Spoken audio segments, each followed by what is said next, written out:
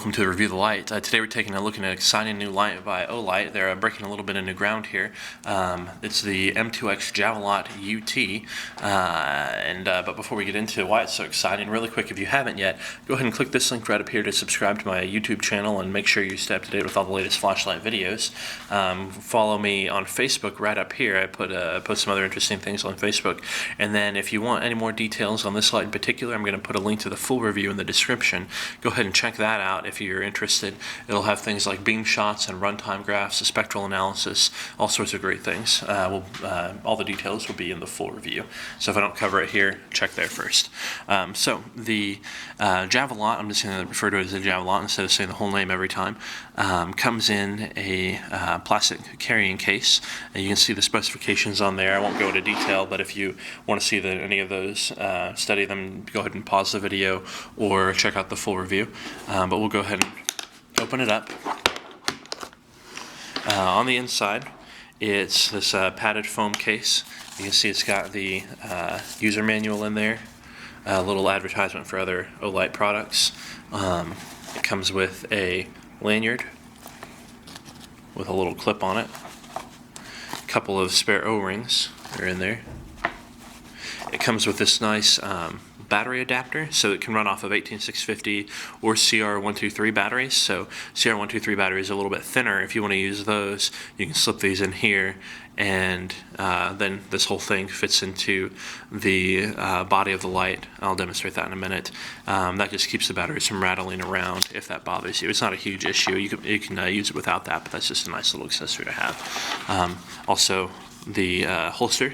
You can see it's a pretty large holster for a pretty large light, and here's the light itself. So this is probably the largest head on a single 18650 battery-powered light that I've seen. It's a very big light, but it's fairly short. So the interesting thing, though, about the Javelot is if you look down in there, I'm not sure how well you'll be able to see that. I'm going to post some pictures of it on the full review so you can see better. There in the reflection there, you can kind of see it. If you're familiar with emitters, you'll notice that there's no dome over this emitter. So usually Cree and other manufacturers, when they make their emitters, they put a plastic sort of dome over it to kind of spread out the light, make it a little bit more even, and also just to protect the emitter from getting any damage. This one has no dome on it, and it came like that. So this is something that various flashlight modifiers do, or people that make their own flashlights or modify manufactured ones will take emitters and take the dome off of them so that it improves the throwing distance of the flashlight. It just lets the light lets the reflector push the light further out, longer distances. This one, Olight has either, I don't know if they have some process to remove the dome themselves, or if they got some from Cree with no dome on them. I haven't heard of Cree doing that before. I've asked Olight, I haven't gotten a response yet exactly what they did, but my guess is that they convinced Cree to make some with no domes on it, because it doesn't show any of the normal residue that I would see if the dome had been removed. So that's my guess there, and I'll see if I can confirm that. Obviously, this is a very large reflector. It's a smooth reflector, so all those three things, the no dome, the large and the reflector, and the smooth reflector, mean that this is going to throw really far. So I'm not sure. This claims, where'd that little thing go? I don't remember how far they say that it's going to throw. Let me see if I can look that up for you really quick. And they're saying 810 meters, which is quite a ways. So I'll be testing that to see if my measurements match. That's quite a long throw for such a compact light. So you can see the head is large. It's got a little bit of just kind of flat and grilled out sections there to help you get some grip. It's got these heat dissipation fins. Increasing the surface area of the light means that you can move heat out of the light and into the air faster. A little bit more knurling here for some more grip. The kind of standard Olight square knurling on the body. It's pretty aggressive on this light, more so than on others by Olight that I've seen, but still the smooth kind of feel that they usually have. The Olight logo here on this side. We've got the model name and number here on this side, and then we've got a removable grip ring here, and the tail also has some aggressive knurling along with some crenellations here, so that when you're holding it, you can get your thumb around it easily for easy access to the tail switch.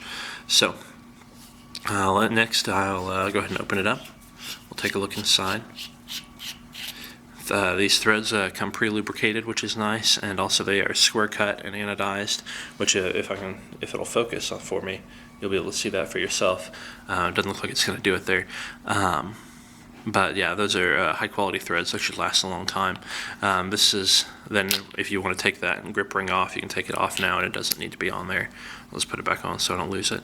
Here you can see we've kind of got a piston, a spring-loaded piston here in the tail to make connection with the negative battery terminal, so that's nice. I think these are a little bit fancier than springs, so that's just fun to see. At the other end, there is a spring there, so having the springs on each side means that it's going to protect the battery and the light in case there's any sort of impact. Also, I'm not sure if you can see it in this line, but there's a little kind of holographic sticker in there that shows you that the positive terminal of the battery should be inserted this direction. So that's that. It takes a single 18650 battery, as I said. No, I said I was going to show you that. That other thing just slips in. So I don't have any CR123 batteries with me right now, but if I did, I would just put them in to this little container, and then this just slips right in there, and it fits more snugly than the CR123 batteries would on their own. That just prevents them from rattling around, which is a nice feature. So it didn't come with a battery. That battery I already put in there to do some testing. That's one of mine. Just to let you know about that. So once you get it on, get it all tightened up, you go ahead and click the switch to turn it on. I'll get this out of the way. So here it is on, and you can see up close. It's kind of a fun. I'll move the camera so you can see that. Up close you can see there's a hole in the middle of the beam, which is kind of funny, but that disappears as you back it off, and it kind of comes into focus, so don't worry about that.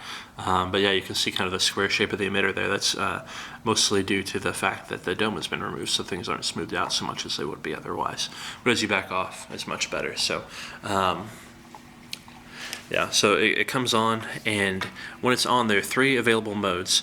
Now to change modes, what you do, instead of changing modes with a switch, what you're actually going to do is change modes by rotating the body and the head section back and forth where they come together there. So if I twist that, kind of loosen and retighten it, that's how I cycle through the 3 modes. So I've got the low, the medium, and the high. You can see a pretty solid hot spot there, and we'll take this outside so you can see it better later. But as you can see, there's the very tight hot spot, stays well focused. That's due to the large head, and then obviously a little bit of spill. And the spill pattern is fairly wide. But yeah, you'll get a better look at the beam if you check out the beam shots in the 4 view, or just wait till we take it outside later. But yeah, so just to cycle through the 3 modes, it's very simple. You just loosen and tighten the head, and then that picks the mode that you want to use, and then when you turn it on and off, it comes on and off in that mode.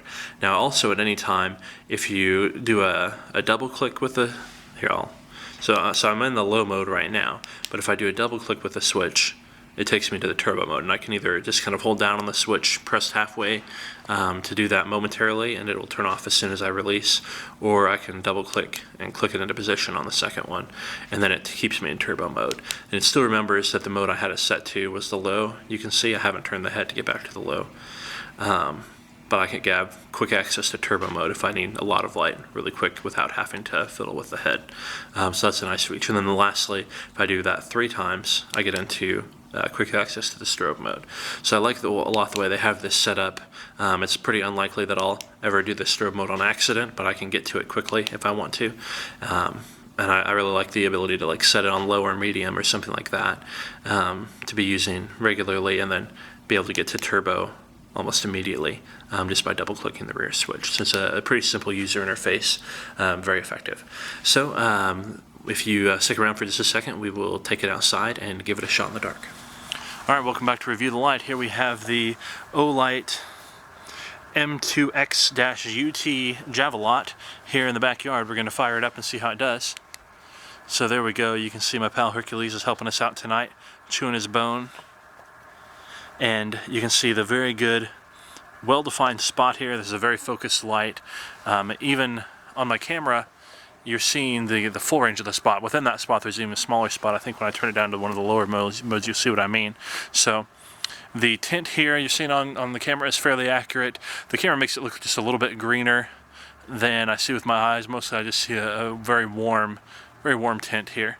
And the tint is just a little bit different due to the fact that this is never been domed light. I think that has a little bit of a difference in it also.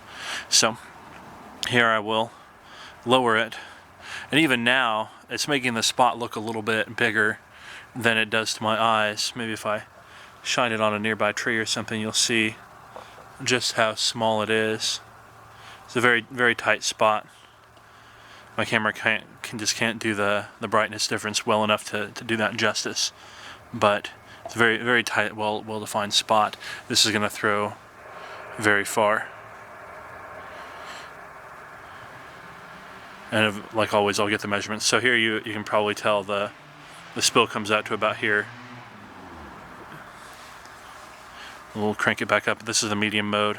There you can see that very, very sharp definition on the spill, but not extremely narrow, but pretty narrow spill region.